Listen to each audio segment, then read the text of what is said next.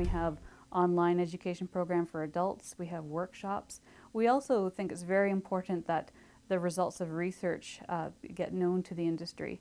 The researchers at the University of Guelph do a range of equine research studies that of course get published in the scientific journals, but we really think it's important that the technology transfer continues to those who funded the research in a way that's usable for them. So if the results of research, what impact does it have for those that are directly taking care of the horses?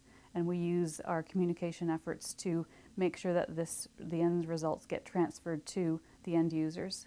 With the equine industry, because there's so many different associations and disciplines, what has a strong impact for one audience may not be of great importance to another audience. So it's really important to decide the information that you want to get out, where to create a targeted group of where you want to send it to.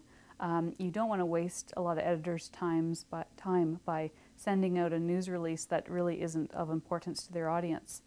So it really is of importance to create targeted lists, so you know if you, for example, with the equine industry, we have both racing and non-racing sectors. We have both standardbred and thoroughbred racing.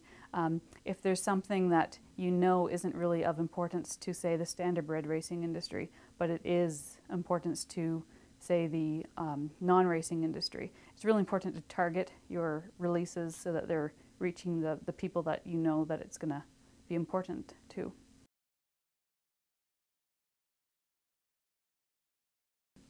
The different types of media work in different ways. For example, with newspapers, they're on very tight deadlines. So if we get a call from a local newspaper with a reporter that wants to do a story, we know that you have to respond to them immediately.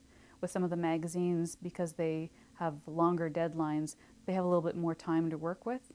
So it's not that you don't respond to them, but you know that you have a little bit of a longer time in order to find the photos that they're interested in and lining up the right person to interview.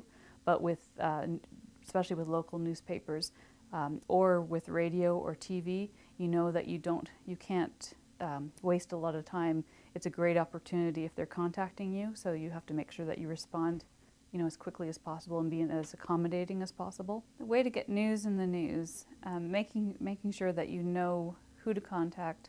If there's an event, that you can talk to the person in person rather than by email or by phone. Just staying in contact with your key people that you know will listen to you and will consider publishing your information.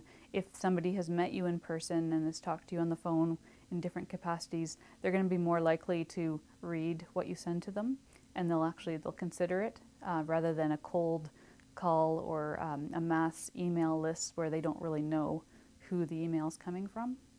So I think just contact, person-to-person contact is important. We do pitch ideas to the general media. Sometimes media will contact us.